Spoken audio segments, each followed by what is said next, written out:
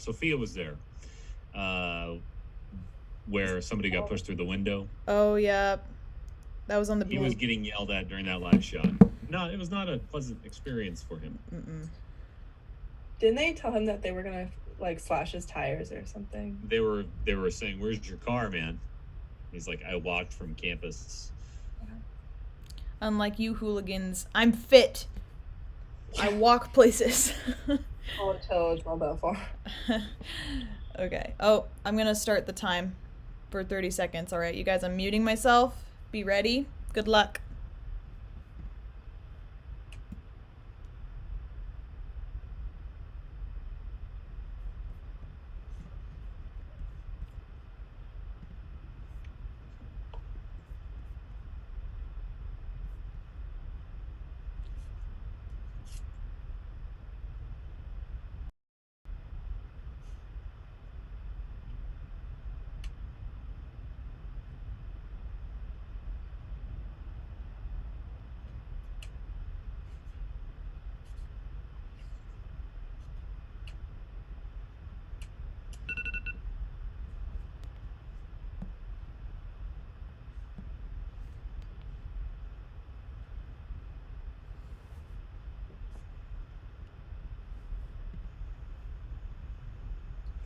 Tonight, a high-speed car chase through the streets of Pullman. And when will life go back to normal? Murrow News 8 starts now.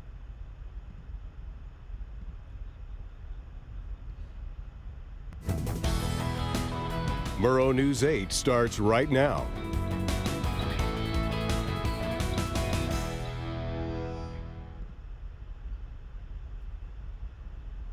Good evening, everyone. I'm Grace Arness. And I'm Luke Hudson. Welcome back to Murrow News 8. An engineering team at the University of Idaho is using ultraviolet light to sterilize and reuse normally disposable protective gear. With the shortage of supplies on gear like masks and face shields, turning disposable gear into reusable is helpful to healthcare that always need to be protected. A team of electrical, mechanical, and biological engineers have developed UVC lamps that sterilize the equipment. They've already delivered a large unit of lamps that were requested by St. John Regional Medical Center in Lewiston. And as of this morning at 10 a.m., no new cases of coronavirus have been reported in the county. According to Whitman County Public Health, the number of positive tests remains at 16, while there are still at least 580 negative cases. An 18-year-old WSU student was arrested following an alleged high-speed car chase early Saturday morning. According to Pullman Radio, the alleged driver led a WSU police officer on a chase through several neighborhoods, including speeding down Grand Avenue at 80 miles per hour at one point. The driver surrendered peacefully in the parking lot of Walmart and was later booked at the Whitman County Jail in Colfax for attempting to elude police. Governor Jay Inslee announced this afternoon that state parks will open up next week on May 5th, allowing people to hunt, fish, and golf after the date while social distancing. Other states have also announced they will be reopening public spaces with reduced capacity. Kirsten Roster is live with us in her hometown to give us an update on what's going on there. Kirsten? Thanks, Grace. Well, I'm actually in California right now, and as much as it feels like things are looking up, with the beaches reopening, it's not all what it seems. Now, this past weekend, it was extremely hot with temperatures reaching around 90 degrees, which I kind of believe is what contributed to the thousands of people who crowded the beaches during this pandemic. Now, all beaches are open. Los Angeles and San Diego counties have remained closed, and only Ventura and Orange counties have opened their beaches. Now, I'm located in that little red X you can see on the screen in Temecula, California, so I'm close to San Diego County. I actually just went down to my family's boat in San Diego Harbor this weekend.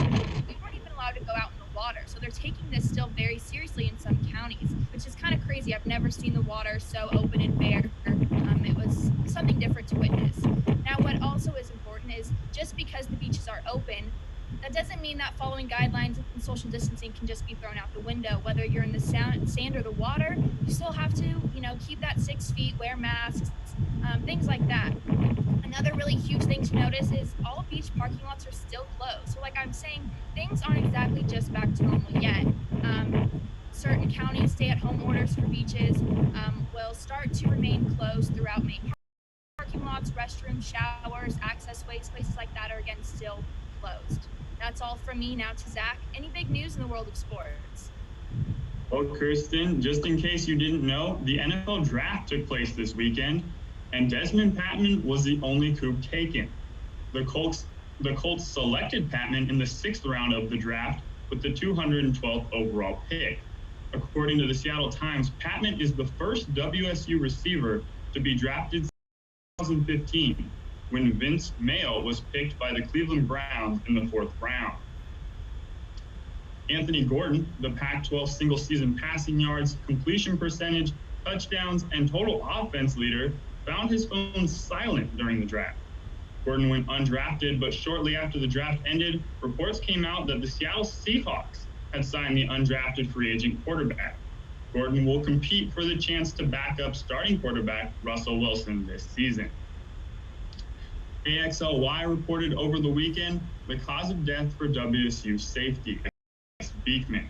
The Whitman County coroner, the death was caused by an overdose of fentanyl and promethazine. The coroner ruled Beekman's death an accidental overdose. Beekman was 22 when he died. And with some states starting to open up, the NBA is planning to reopen practice facilities for some teams. According to a report by Bleacher Report, the NBA is looking at May 8th to allow limited individual workout in team practice facilities. Regulations will be put in place to make sure everyone is safe and healthy through the process. The open facilities will only be allowed in states that don't have regulations against them. Now, that's all I have for sports today. Now to Caitlin Rappel to tell us if we should be expecting more windy weather here in Pullman. Caitlin? Well, spring storms are common this time of the year, and it seems as though the nice weather is teasing us.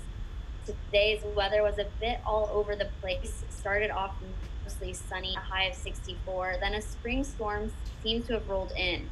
There was an alert issued for Spokane and Pullman this afternoon as showers spread through eastern Washington with embedded thunderstorms. These storms do have a history of the occasional lightning strike, so maybe try and stay inside. The low tonight will be around 39. Tomorrow we'll see calmer weather, mostly sunny with a high of 67. Shouldn't be too windy either, wind around 6 miles per hour. And the night we'll see a low of 47. Looking at the state, Seattle, a high of 61, partly sunny, but there is a 60% chance of rain. Olympia, similar high and partly sunny, but their chance of rain is only 30. Moving into central Washington, Yakima, high of 72 with some sun, but it is breezy. We get even more wind when we move to the Tri-Cities. It's sunny, but there's so much wind that there might be blowing dust. So if you're driving around that area, just be careful. Spokane is partly sunny. Like I said earlier, chance of thunderstorms, high of 66. Looking at the 5 days. So the next 5 days, we'll see warmer temperatures giving way to more seasonal weather. There are multiple weather systems causing the change. Wednesday, we'll see a high of 74, but it will be mostly cloudy, and there's a 30% chance of rain in the morning. The low of 49 at night with a 40% chance of rain. Thursday cools off with a high of 61, mostly cloudy with a small chance of rain, 38 degrees at night.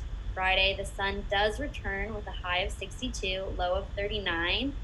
Saturday, we'll see partly sunny skies, but there is a 30% chance of rain. So it seems like we're just in a game of chance, so maybe travel with a coat just in case. That's all from me. Luke, back to you. Caitlin, thanks so much for that look at our forecast. Now, Oak on Main in downtown Pullman is still giving out free meals on Tuesdays, with tomorrow being Pullman's specialty of Cougar Gold mac and cheese. The main dish will also be served with a dinner roll and a greens salad. You can get that meal. The takeout is from 4 to 6 p.m. tomorrow night. That is all from us here at Murrow News 8. Remember, you can still watch us live on YouTube every weekday at 5:30. News content can still be found at nwpb.org/mn8. And don't forget to follow us on social media. Have a good night. Stay home and stay healthy.